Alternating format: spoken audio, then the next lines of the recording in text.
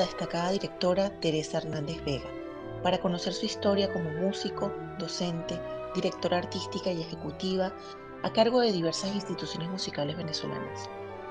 Conocerás cómo ha desarrollado su carrera musical desde su incesante curiosidad y espíritu emprendedor gracias al caudal infinito de oportunidades que logró en Venezuela y la ha convertido hoy en día en una figura clave para la formación de jóvenes talentos en la dirección de orquestas. Gracias, Teresa, por estar aquí con nosotros.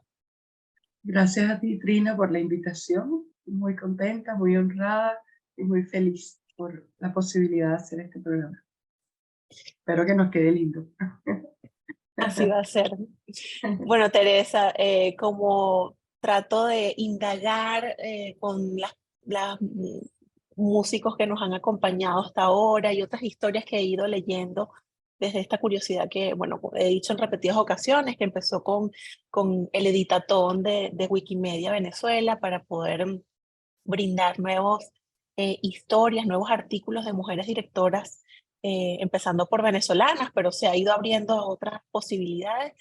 Siempre me pregunto cómo llegan a, a, a plantearse cómo ser directoras de orquesta y trazar una vida profesional desde este cargo de liderazgo, desde esta tribuna, ¿no?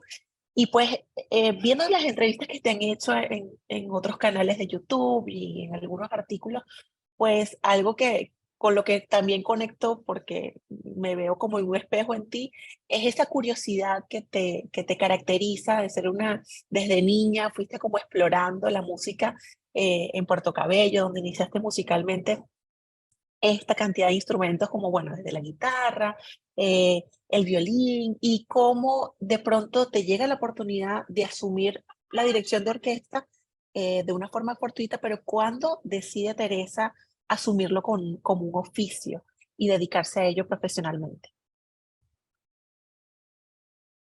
Nos remontamos al año 1978.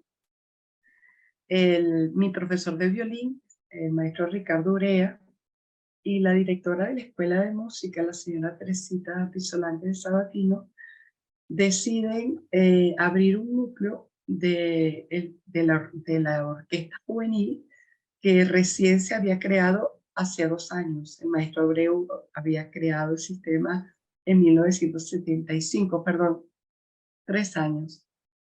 Y entonces, vamos a abrir el núcleo de Puerto Cabello. Y yo era en ese momento eh, alumna de violín y profesora de teoría y solfeo en la Escuela de Música Augusto Grande, Puerto Cabello. Y yo le dije, qué bien. Y mi profesor de violín durante las clases me contaba sobre los conciertos, sobre los ensayos, y yo me imaginaba eso, porque en Puerto Cabello uno nunca ha visto una orquesta, no, no jamás. No sé, lo más que uno puede ver allí es los domingos después de misa, una banda de como de 10 personas con trompeta, clarinete, tuba, y trombón y ya está, y flauta de repente, ¿no? Pero una orquesta yo solamente me lo podía era imaginar. Y, y me anuncian que van a abrir el núcleo, que van a buscar una casa, y yo, perfecto, ¿no? Está bien. O sea, yo digo la noticia, está bien. Luego me llevan a la casa, aquí va a ser el núcleo, y yo, qué bien. Qué bien. Entonces yo le pregunto a mi profesora de violín y a la señora Teresita, ¿y yo qué puedo hacer? Y me dice, bueno, buscar los alumnos y enseñarlos a leer música, buscarlos. La casa estaba vacía, no había ni un alumno, no había sillas, no había nada. Entonces yo dije, bueno, y los alumnos y enseñarlos a leer música. Bueno, yo eso lo puedo hacer. Entonces, abierta inscripciones para la Orquesta Juvenil de Puerto Cabello, eh, el día tal y tal, a la hora tal y tal. Y entonces, unas pancartas hechas en papel bond a mano. Y bueno, en Puerto Cabello es pequeñito, la heladería, la iglesia, en la plaza, y todos los sitios que uno podía ver por ahí. Entonces empieza el día fijado y la hora fijada, empieza a llegar gente, y yo los iba anotando, les decía, bueno, la clase es el próximo día tal, a la hora tal. Y reúno a los alumnos sentados en el piso, porque todavía sillas, y les digo, bueno, esta es la clase para leer música, aprender a leer música, pero tenemos que buscar un pizarrón. Entonces vamos a buscar un pizarrón y vamos a comprar una latita de pintura para poder hacer unas rayitas blancas. Y bueno, allí, allí empezamos, y a la vuelta de un par de meses, yo le digo a mi profesor, mire, bueno, empezaron a la vuelta de un par de meses llegaron las sillas, y empezaron a llegar los atriles y todo eso. Los instrumentos todavía no. Y le digo, mire, profesor, ya están leyendo música a la vuelta de 2, 3 meses, ya están leyendo, ya saben las notas, ya saben algunas lecciones, ya saben, ya pueden empezar el instrumento. Y entonces, dentro de poquito llega. Entonces, yo seguía con mi clase de solfeo, y para mí yo era la profesora que les iba a enseñar a leer música, nada más, a estos jóvenes, nada más. Luego, llega un camión 350 y empiezan a bajar instrumentos musicales, y bajan, y violines, y chelos, y violas.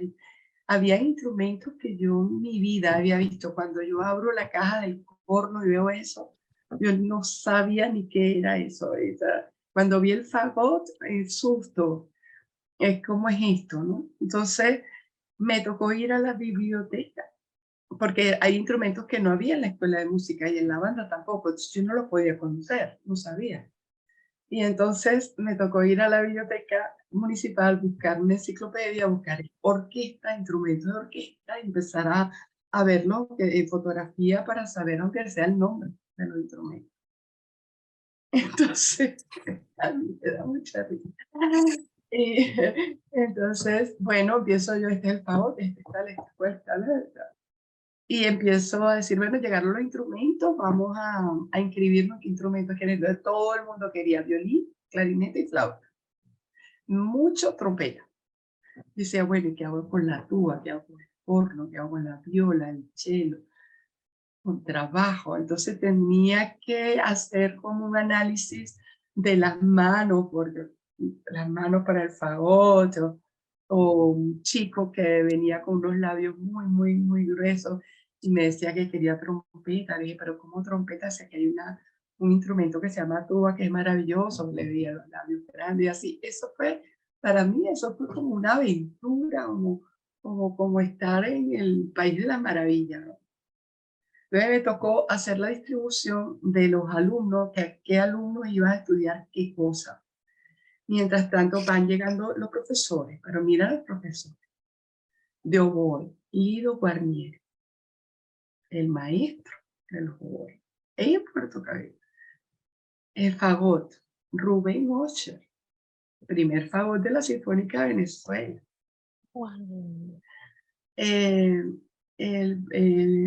cello, Marek Geisler. Bueno, los profesores eran top, top, top. Y que yo supe después quiénes eran, porque cuando llegaban no sabía quiénes eran, yo me enteré después, me di cuenta que eran unos grandes maestros.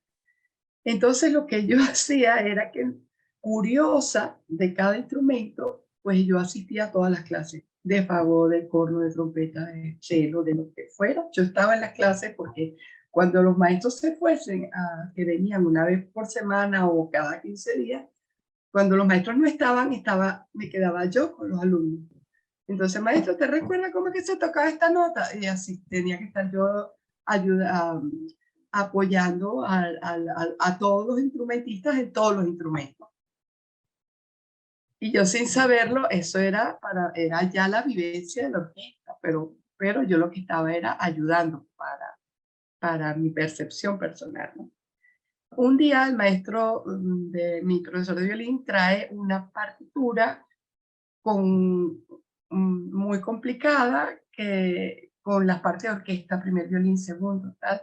y veo eran las primeras impresiones orquestales, ¿te acuerdas? Cuando están las orquestas infantiles que tocan, que es una escala, si es una pieza en do mayor, toca la escala de do mayor y está orquestada y, pues, y así, ¿no? Con diferentes piezas.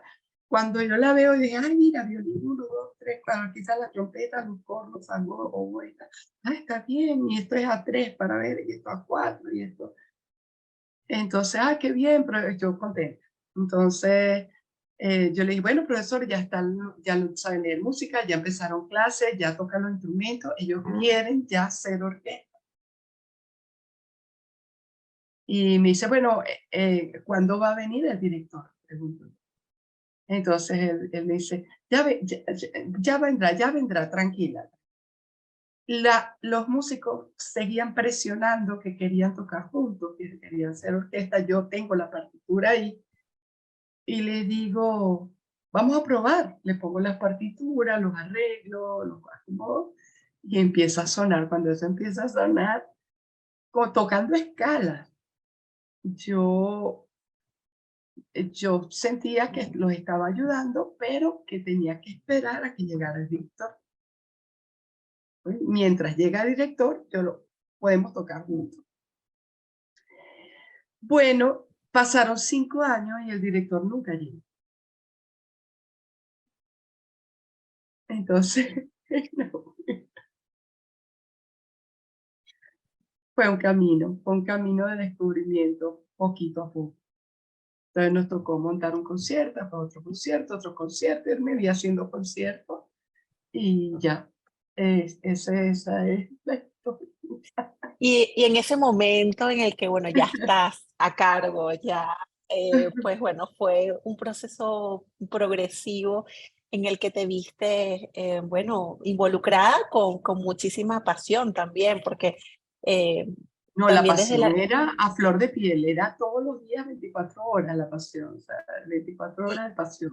y además esa disposición tuya de ser muy pragmática, obviamente, de estar en el lugar indicado, pero además de hacerte tus propias herramientas asistiendo a las clases con estos grandes maestros, como dices, o sea, los nombres son Sí, pero grandes. yo no asistía a las clases para yo formarme como directora, yo asistía porque, ¿qué hago yo con los alumnos y sus preguntas cuando los profesores no estén? O sea, era pero más bien práctico, ¿no? Eh, Exacto, exacto. Desde ese pragmatismo, pues bueno, se van decantando las cosas y bueno, y caen las fichas.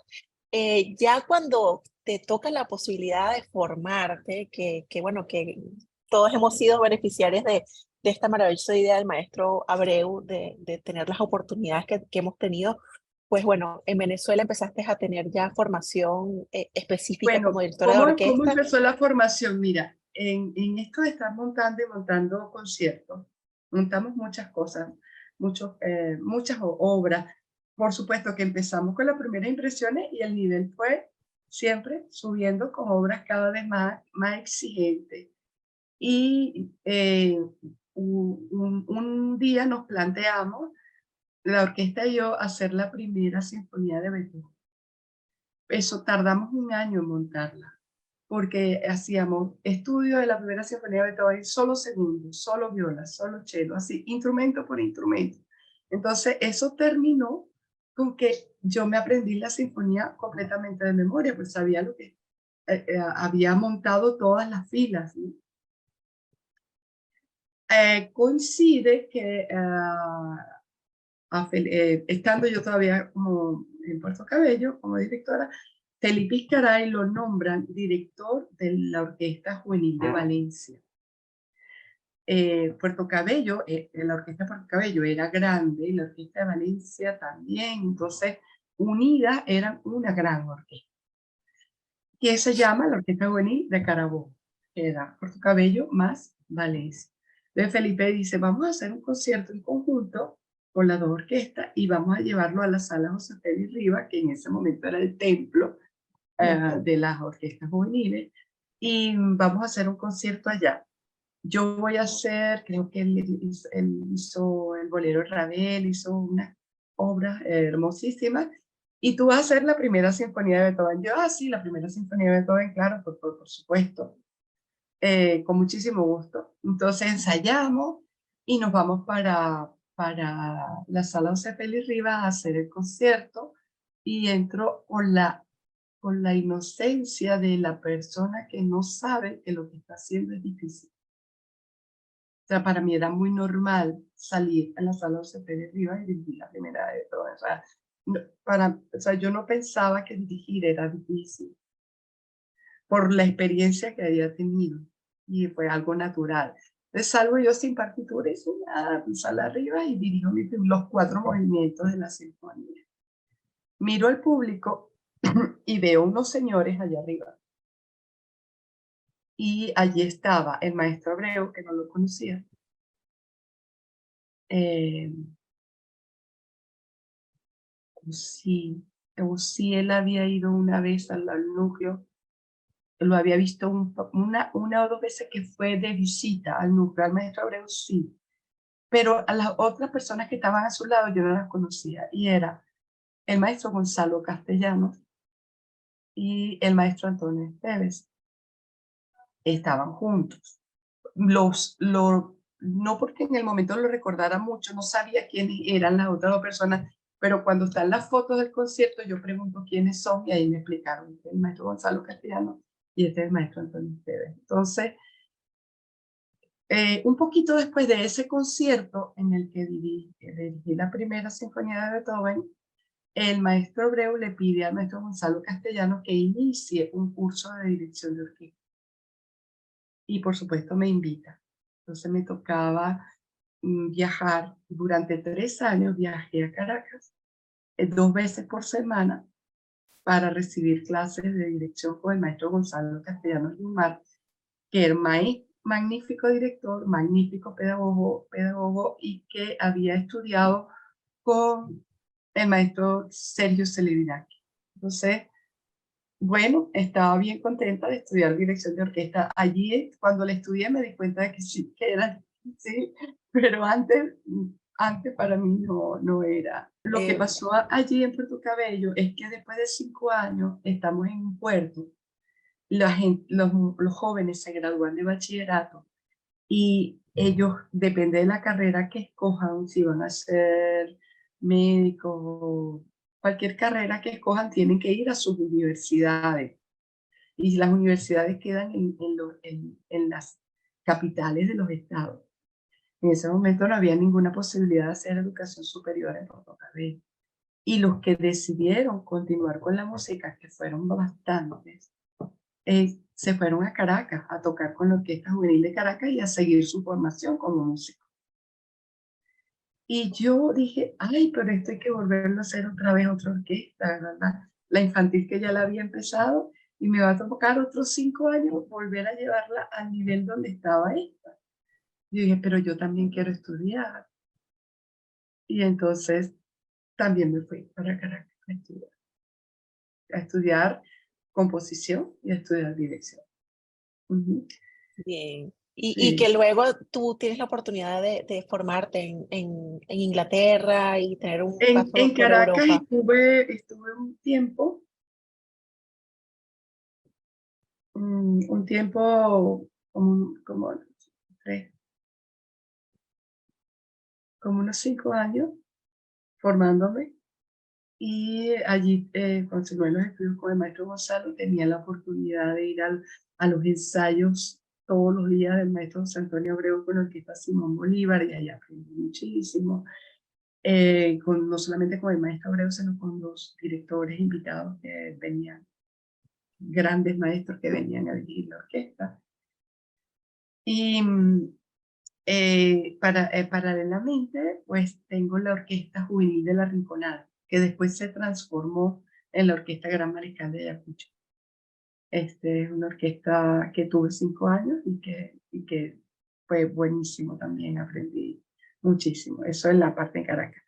Luego ya me tocó tomar la decisión, ahí sí, tomar la decisión de si la dirección de orquesta iba a ser profesión de por vida. Y en ese momento es cuando tomé la decisión de ir a Londres por el posgrado de dirección de orquesta en el Royal College of Music. Y bueno, ahí sí seguí Y adelante. de estos referentes que tuviste la oportunidad en Venezuela, bueno, por supuesto, Gonzalo Castellano Yumar, que fue tu maestro, bueno, el haber trabajado tan cerca con Felipe Iscaray, ¿qué referentes se vuelven para ti esenciales a nivel de formación o desde el punto de vista incluso de la admiración, de conocer su trabajo y qué Sí, cosas te van influyendo a ti en tu carrera como directora? sí, sí, por supuesto que mi primer maestro, Gonzalo Castellanos Mar, es mi primer maestro. O sea, él me dio las bases que hasta el día de hoy me acompañan. Me acompañan. Y un referente importantísimo para mí es el maestro José Antonio Abreu. Sus ensayos eran una cátedra. Cada ensayo del maestro era una cátedra de música fantástica. Los conciertos del maestro eran magistrales. Yo considero que uno de mis grandes referentes es el maestro José Antonio Abreu.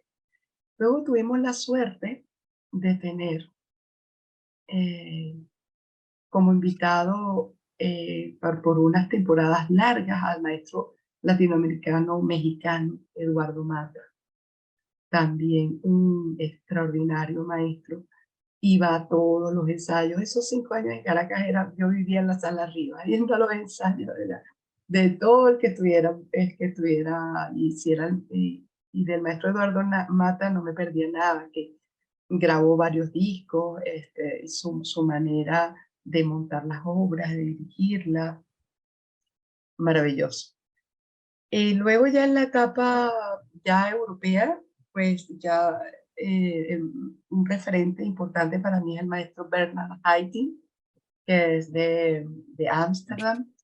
El maestro Claudio Abado, que también lo tuvimos en Venezuela por temporadas.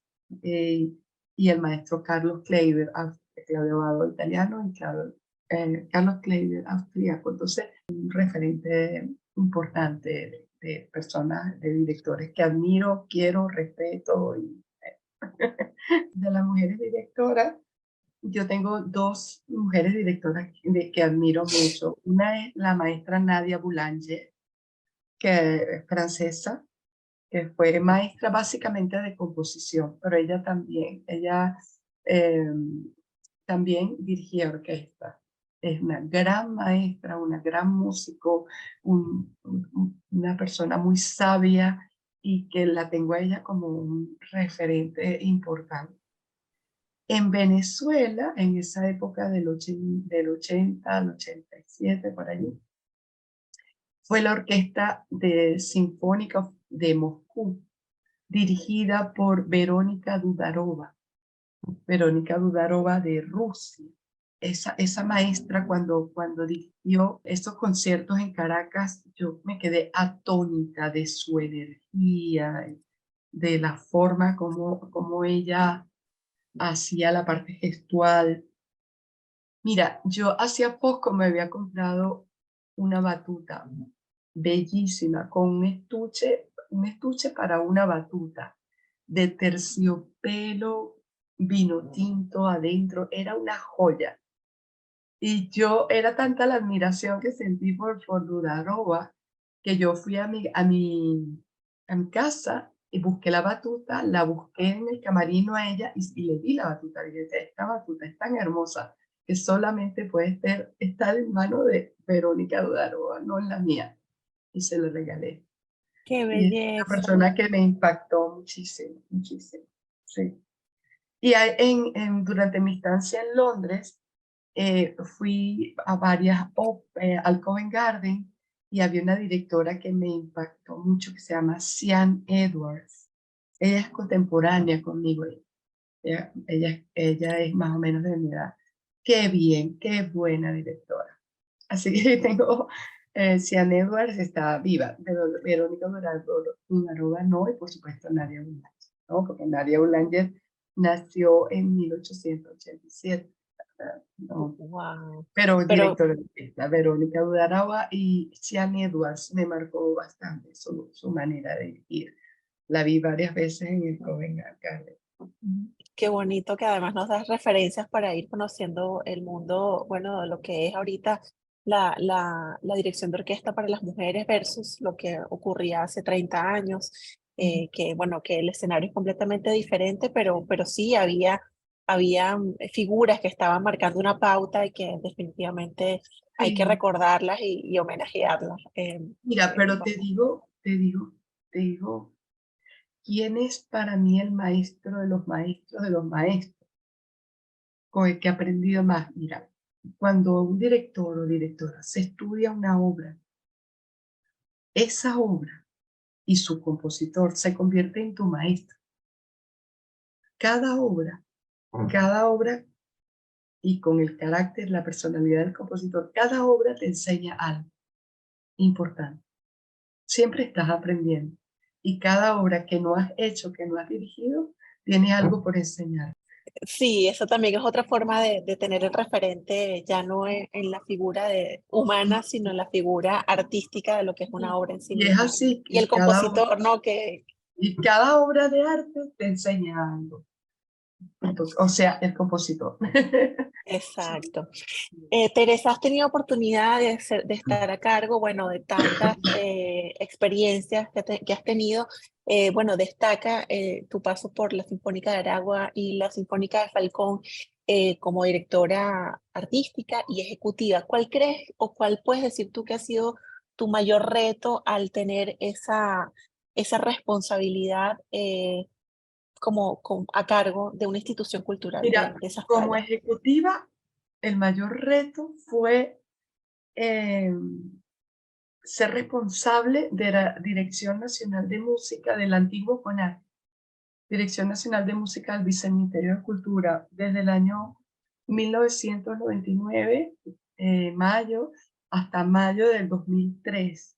Eso fue una experiencia gerencial increíble, donde tocó estructurar una dirección ah, digna de la calidad de instituciones, grupos y agrupaciones de todos los estilos musicales que tenemos en nuestro país. Entonces eso para mí fue un reto enorme y un aprendizaje enorme y además conocí tantas personas, conocí tantos artistas, no solamente del mundo de la música clásica, sino de todos los, el que hace los tamunangueros, de los gaiteros, los, la gente de la música oriental, la riqueza maravillosa, los del llano, los tambores, a todas esas instituciones, agrupaciones, personas que yo era responsable de alguna manera si ellos se acercaban. Y entonces empezábamos a hacer convenios de colaboración y fue desarrollar esos 2000, esos 4 años de relación profunda con las raíces musicales de Venezuela, mi país, ¿no? De Venezuela. Eso fue tremendo. Y además darle estructura desde el gobierno para atender. Eso fue todo un reto. Mm. Una labor increíble porque además la manera como funciona una agrupación de corte como académico es completamente diferente de tipo popular tradicional, porque por su organicidad puede estar como un poco más, a veces hasta la deriva, ¿no? Y que pueda depender de... Sí, pero estructuramos en redes, por lo menos las redes de tambores. Por supuesto que Aragua, Vargas, Yaracuy, hay tambores.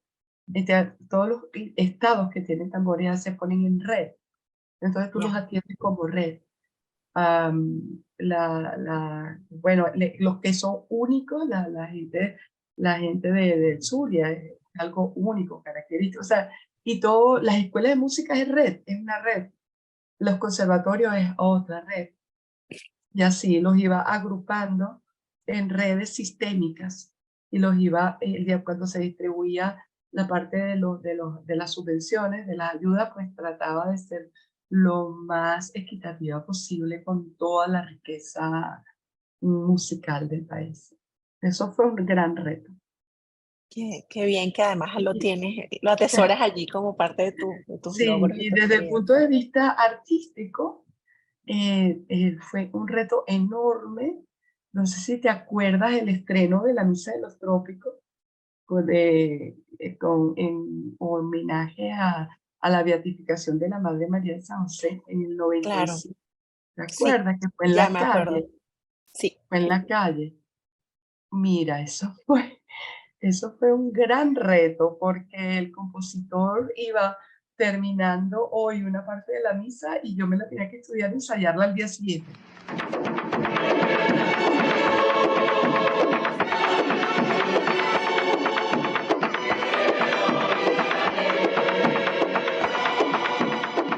Wow. No solamente estudiarla, me daba el score, tenía que hacer las partichelas, mientras hacía las partichelas, las estudiaba, pero el ensayo era al día siguiente.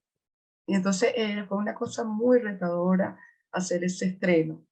Y el coro andando, y los tambores andando, y el Francisco Pacheco andando, y bueno, Wow. darle forma a todo eso fue muy retador. Y bueno, en cuanto a la Sinfónica de Aragua, pues yo estoy muy agradecida con la orquesta porque fueron mis primeras veces, fue la primera vez que hice la primera de Mahler, la primera vez que hice tal obra, primera vez tal. Fueron muchas primeras veces y le estoy muy agradecida por eso, ¿no?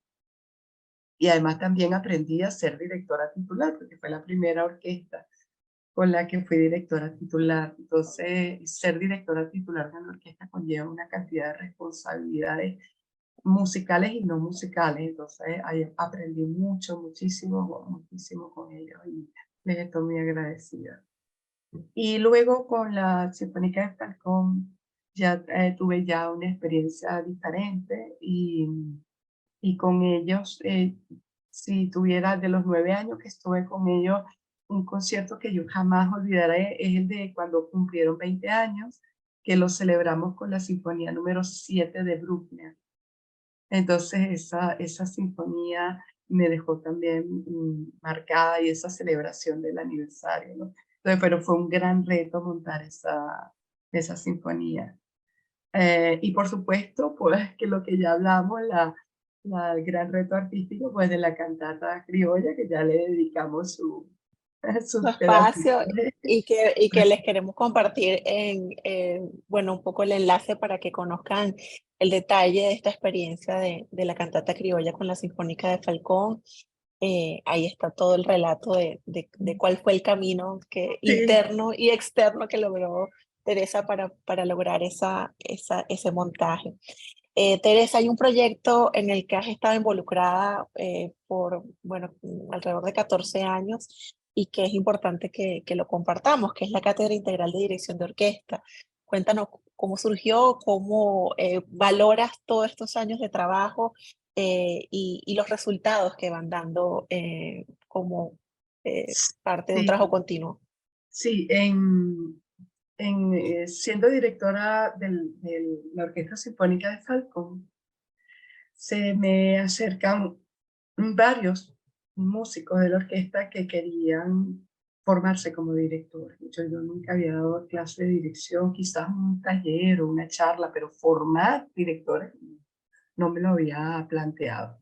Pero era tanta ¿cómo es? Su pasión por la dirección, sus ganas de dirigir. Entonces le dije, bueno, vamos a hacer la clase y comenzamos y empecé a desarrollar un método de enseñanza de la dirección que lo he ido perfeccionando a lo largo de los años. Desde el 2009 hasta hoy he estado dando clases, he estado formando directores y directoras ininterrumpidamente. Semanalmente veo varios directores. Y esto nunca ha parado. Y con estos primeros alumnos logramos tan buenos resultados que cuando los vi ya dirigiendo conciertos completos, completos, oberturas, conciertos, sinfonía, la sinfonía en la abertura de Memoria, el concierto de solista no, pero los vi transformarse algunos directores tan solventes, tan buenos, tan emocionantes, que yo dije, caramba, esto de formar directores eh, va bien porque mira lo que se logra, ¿no? Y entonces me sentí bendecida con esa facilidad de transmitir unos conocimientos tan complejos a veces, pero de alguna manera pues, esos conocimientos les llegaban y no solamente que les llegaban, sino que los ponían en práctica y se veía, ¿no? Los resultados. Pues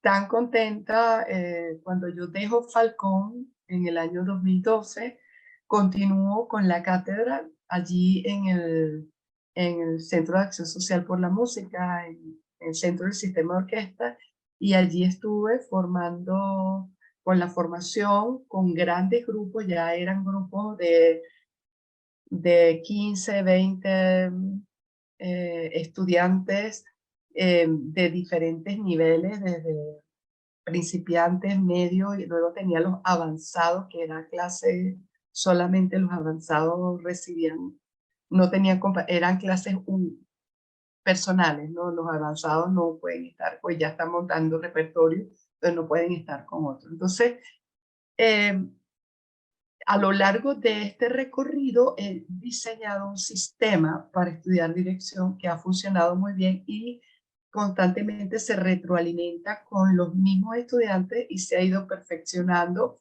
y eso no para, pues ya sí, siempre va mejorando. Al punto de que me siento muy orgullosa, por ejemplo, de las personas, los directores ya egresados como Rodolfo Barraez.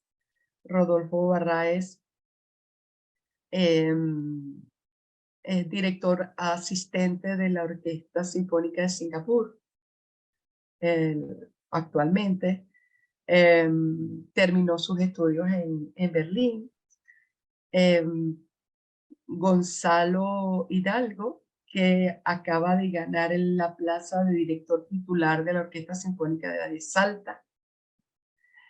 En Luis Montes, que está haciendo un trabajo como director invitado y está terminando sus estudios en una universidad de Estados Unidos, pero ese niño ya tiene un montón de cantatas encima, que es muy bueno. Está Glass Marcano, está también terminando sus estudios en París, ella formada en la cátedra desde cero hasta el día que se fue para el concurso de la maestra, ¿no? En la cátedra preparamos todo el programa del concurso a la maestra y bueno, y siempre estamos en contacto, mis alumnos y yo siempre estamos en contacto. Aquí tengo algunos alumnos presenciales, uno de ellos es espectacular director, muy bueno, se llama David Crespo López. Y entonces ya tengo el resultado, no es que solamente se formaron en la cátedra, porque es lo que aprenden digamos, en la cátedra es lo que yo les puedo dar, pero seguramente que su contacto con otros maestros los sigue enriqueciendo, o sea, no es la única manera, pero sí mmm, me consta que las herramientas que estos directores aprendieron en la cátedra conmigo les han funcionado y les siguen funcionando hasta el día de hoy, independientemente de en qué etapa esté en su carrera. Y tenemos una amistad muy bonita y seguimos en contacto todos nosotros, ¿no? Así que bueno, esa es la historia de la carrera. Qué buenos frutos va dando.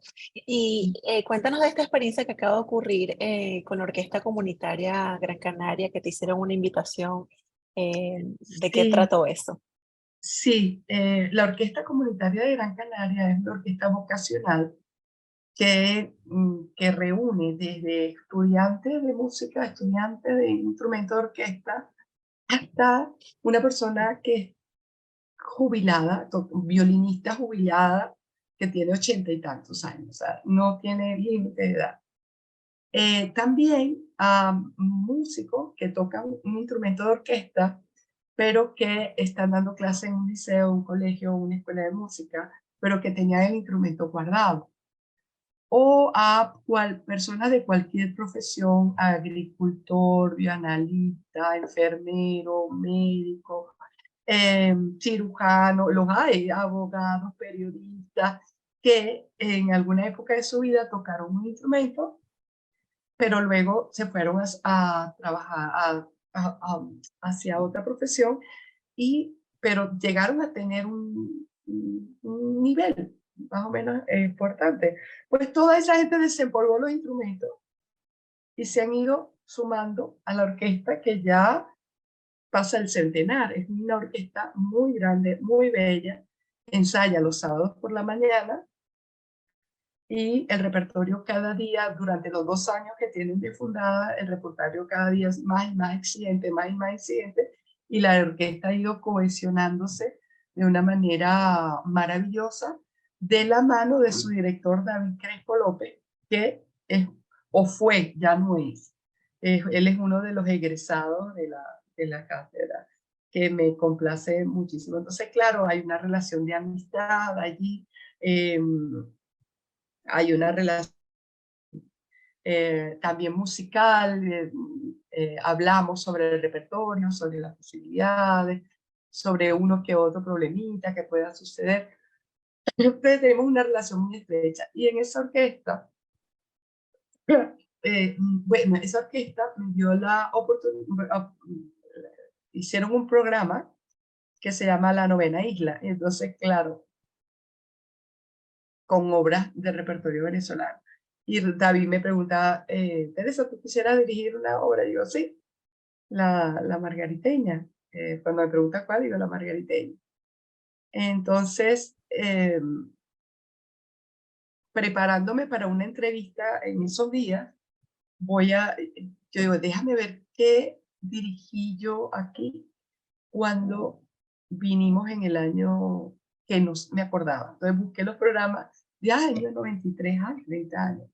Y la obra que abría ese programa del año 93 era La Margariteña. Entonces dije, ay, pero como yo le dije La Margariteña, también 30 años después La Margariteña otra vez en Canarias. Bueno, eso es una de las cosas. La oportunidad de estar nuevamente en el podio, que lo agradezco muchísimo, porque después de venir para acá, pues las oportunidades que uno tiene en Venezuela, pues aquí son menos, ¿no? Entonces lo agradecí mucho. Por otro lado, el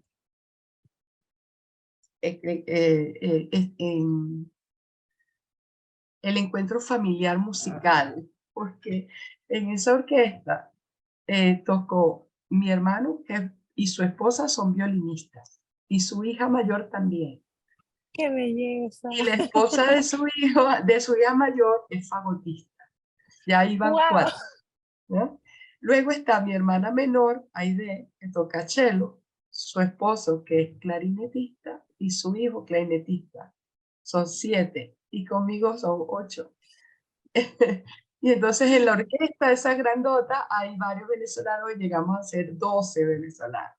Entonces fue como un encuentro familiar de ver a mi hermano allí, mi hermana, mi sobrino, y a David, al director, que lo quiero como un familiar, y la orquesta con una vocación y una entrega, tocaron una margariteña espectacular, y un momento de verdad para recordar el resto de la vida. ¡Qué Increíble. belleza!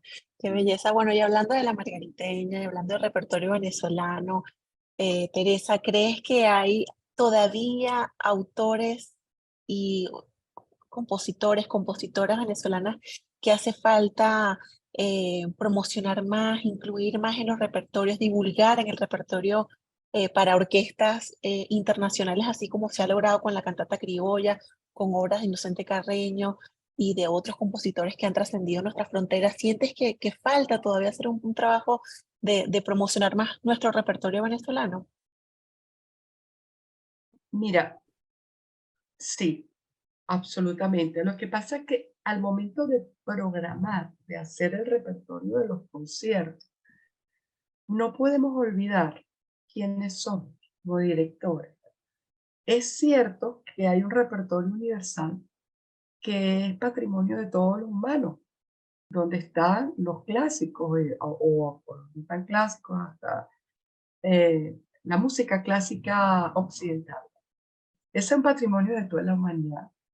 Pero a los directores también tenemos que ser responsables de la difusión del repertorio latinoamericano, que es enorme y que está el 60%, por ser optimista, está en gaveta.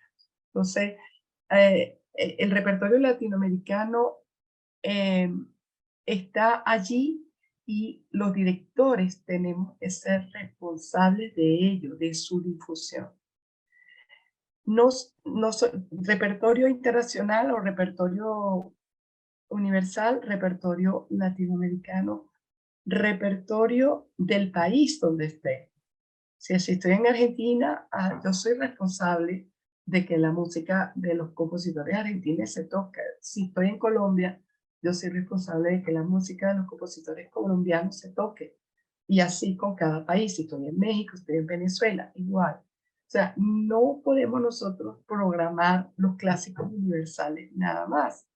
Lo programamos, pero nuestra responsabilidad es la universalidad, mi continente, mi país y hasta mi región. Porque si estoy en una región donde, digamos, estoy en Venezuela y tengo un compositor, música llevada al formato sinfónico que interprete mi región, como el caso de la música de los trópicos que tenía los tambores de Aragua incorporados, por ejemplo, ¿no?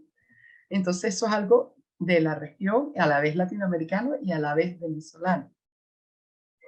Y también a los directores y directoras, nuestra responsabilidad es con los compositores vivos, los que están vivos. Ellos tocar las obras de los compositores vivos. Entonces, a la hora de programar, hay que pasearse por esas responsabilidades. Es responsabilidad del director hacer la difusión, por lo menos del repertorio sinfónico y sinfónico coral. Y si me hablas que te nombre de un venezolano que no se haya hecho justicia, bueno, la lista es larga. Pero si de toda esta lista puedo nombrar uno, te hablaría de Juan Carlos Núñez. Juan Carlos Núñez es un compositor importantísimo de la segunda mitad del siglo XX y siglo XXI.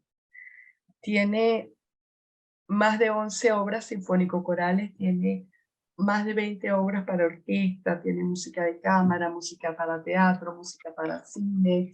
Bueno, y así hay otros compositores, pero se nos va a ir la entrevista, no, pero por lo menos si tuviera que nombrar uno, nombraría al maestro Juan Carlos. Bueno saberlo y también desde mi lugar que he podido explorar con, bueno, es que está el caso de Victoria Pérez que nos compartió también su visión de la escuela del maestro Rodolfo Saglimeni que también la motivó a diseñar, por ejemplo, la versión de bolsillo de los Martirios de Colón, con la fortuna de contar con el maestro Federico Ruiz allí como un gran aliado para crear esta otra posibilidad mucho más fácil de mover, de presentar, más accesible a nivel de puesta en escena, pero también hay un reto relacionado con cómo se puede acceder a las partituras para, por ejemplo, si hay algún tipo de relaciones con orquestas en cualquier parte del mundo, lo primero que piden son las partituras, quién las edita, y pues bueno, siento que hay también como un reto desde el punto de vista de la publicación de la música escrita para poder facilitar el acceso a investigadores, a instituciones artísticas que quieran decir, mira, tenemos por ejemplo el caso de Rafael Pallares, que vamos a visitar muy pronto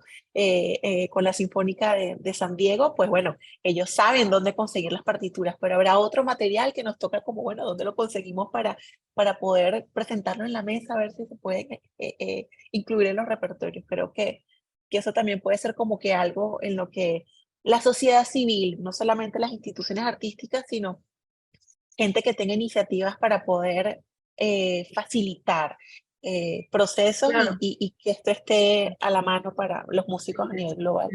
tienes mucha razón, muchísima razón. Cierto. Sí.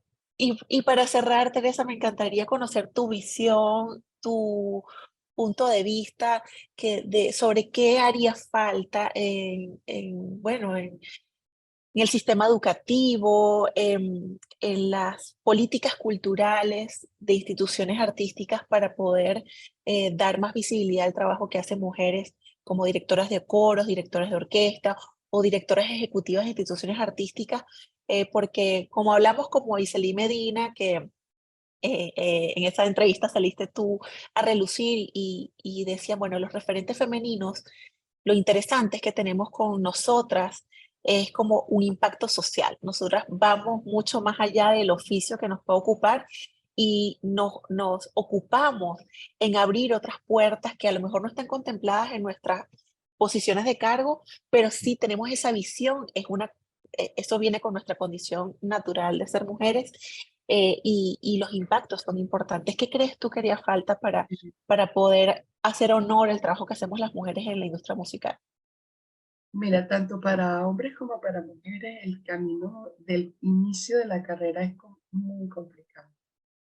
Es muy complicado porque no, para dirigir te piden experiencia, pero no vas a tener experiencia si no diriges. Entonces, es súper, súper complicado encontrar oportunidades, sobre todo en el inicio de la carrera. Entonces, la, habría que seguir adelante. Sin embargo, en el sistema de Venezuela, así como me pasó a mí, que hablamos al principio de la entrevista, te diste cuenta que allí hay una apertura a que, o como le sucedió a Moiseli también, mira, ven para que hagas un taller, pero resulta que tenía la orquesta completa allí, ¿no? Entonces, bueno, estas cosas pasan en Venezuela, afortunadamente. Si hay un país donde, en el mundo, donde nosotros tenemos una cierta facilidad en desarrollarnos como directores y experimentar los primeros pasos como en la dirección, es Venezuela. Allí hay oportunidades increíbles, como, y yo soy testigo o viviente de eso y otras directoras o directores también, ¿no? Entonces, claro, es complicado porque las orquestas no confían en ti, sí, eso, y donde no tienes experiencia, pero entonces, ¿cómo la adquirimos? Por otro lado, los cursos de dirección son carísimos en todas partes del mundo, una cosa casi inalcanzable. Se han vuelto cada vez más y más caros, ¿no? Entonces, ¿qué te venden a veces los cursos? No es tanto el curso, sino la opción de estar frente a una orquesta y que te graben y tener esa grabación para tú poder hacer otras cosas. Es durísimo, es muy, muy duro. Entonces, ¿qué podría ayudar? Pues podría ayudar unos festivales de jóvenes directores, bien sea con una orquesta juvenil o con una orquesta profesional, donde los jóvenes directores, bueno, se preparen y vayan sin ningún problema. La otra cosa que ayuda es, en el caso de las mujeres, este concurso que la maestra es una idea muy buena, ya van por la tercera edición, eso le da visibilidad a algunos talentos, ¿verdad? Y, y bueno, pues maravilloso. Siempre es bienvenido ideas como esas. Aunque creo que debe ser para hombres y para, porque los chicos también la pasan mal, o sea, no, los chicos y las chicas la pasan mal al inicio, idéntico, idéntico, ¿no? Entonces, estos proyectos de darle espacio a los jóvenes directores para que adquieran experiencia, que puedan aprender y se puedan equivocar y puedan seguir adelante, puedan encontrar su vocación, porque hay un momento que una me gusta la dirección, pero del me gusta la dirección a sentir la vocación del director, ahí hay un trayecto. Entonces tú solamente lo sientes si estás en un podio. De resto es me gusta la dirección, pero mientras no estás en el podio, o sea, no se desarrolla la vocación. Entonces, y ya cuando es una vocación es cuando estás dispuesta a invertir N cantidad de horas frente a un score o frente a un piano, hacer todos esos sacrificios que hay que hacer por aprender la música de corazón. Entonces, claro, eso conlleva una enorme inversión de tiempo que tienes que estar dispuesto a entregar y eso solamente, ese tiempo solamente se entrega por vocación, que estás hora y hora tras hora, tras hora, tras hora, tras hora allí, ¿no? De resto, si no tienes esa vocación, pues también está el riesgo de este estilo de directores que son un poco como más ligeros, como más